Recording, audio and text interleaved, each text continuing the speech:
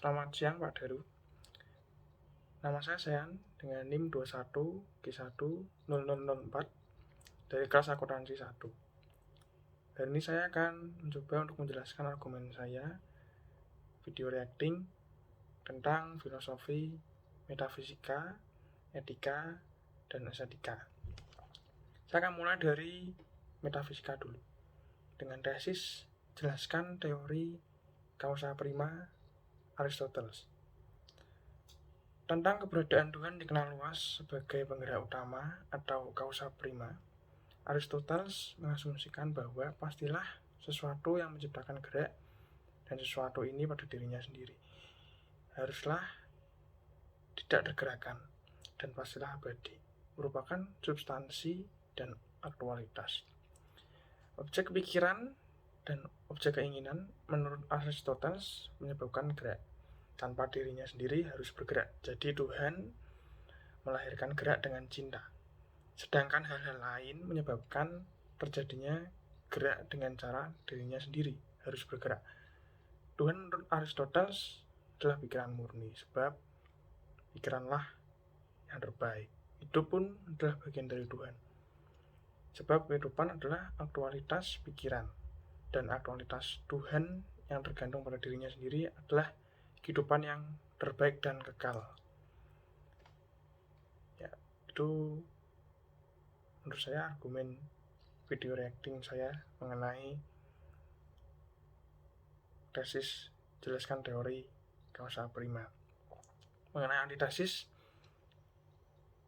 jelaskan teori Tuhan telah mati dari Nietzsche.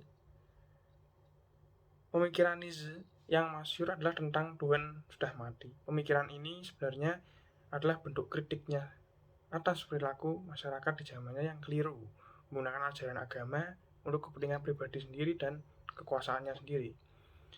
Tuhan sudah mati tidak melulu tentang agama semata. Ia juga tidak mengasumsikan bahwa kalau menjadi ateis atau tidak beragama adalah sebuah solusi atau Tuhan itu tidak pernah ada. Gagasan itu ditunjukkan bagi para penganut yang sudah tak lagi mengandalkan Tuhan dalam melaku dan tutur sehari-hari.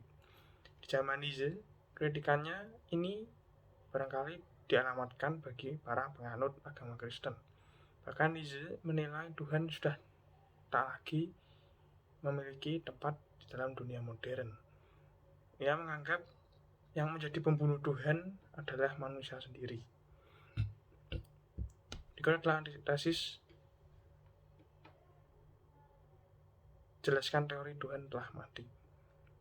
Kemudian kita lanjut ke filosofi etika dengan tesis jelaskan argumen logis teori yang mendukung aborsi.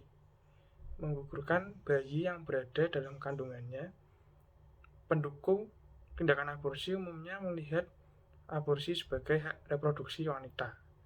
Menggugurkan atau tidak menggugurkan kandungan pada hakikatnya merupakan hak individu setiap perempuan.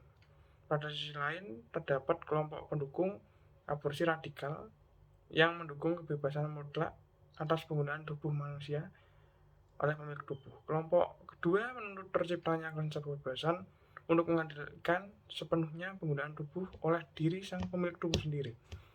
Tak ada kekuatan di luar dirinya yang dapat mengandalkan tubuhnya sendiri selain dirinya sendiri.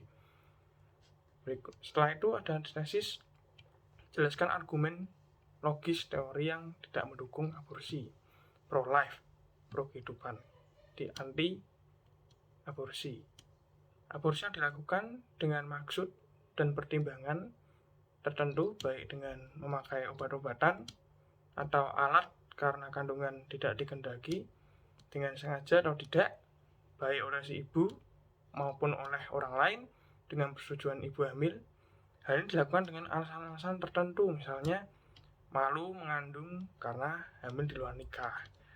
Apapun alasannya, aborsi ini sangat dilarang di agama karena sangat dianggap berdosa, sama saja dengan membunuh nyawa manusia. Aborsi ini juga dapat membahayakan ibu hamil sendiri karena tetap berisiko kematian.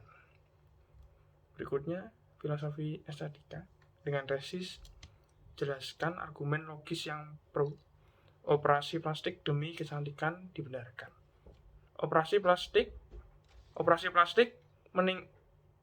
meningkatkan rasa percaya diri dan sebab mereka merasa terlihat lebih cantik.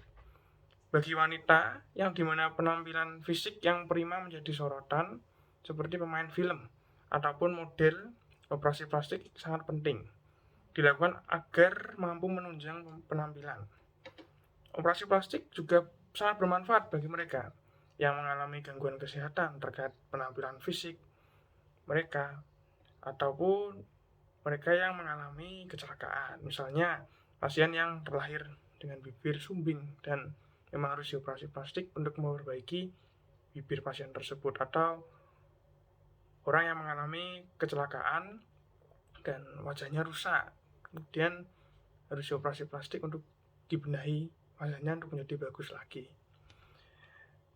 Kemudian tentang antitesis menjelaskan argumen operasi plastik demi kecantikan tidak dibenarkan.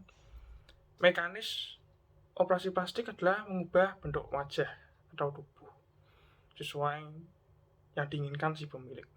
Tetapi dalam perspektif agama ini sangat dilarang.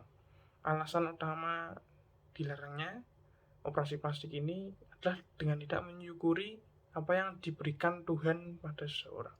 Dalam perspektif kesehatan pun ada sebagian yang melarang, karena demi kesehatan si pemilik tubuh sendiri. Hal ini juga memungkinkan terjadi kegagalan dalam operasi plastik yang dilakukan, karena memang tidak 100% operasi plastik dapat berhasil dengan lancar. Oke, begitu. Sekian video reacting saya, argumen saya tentang ketiga filosofi yang sudah Pak Daro jelaskan. Terima kasih.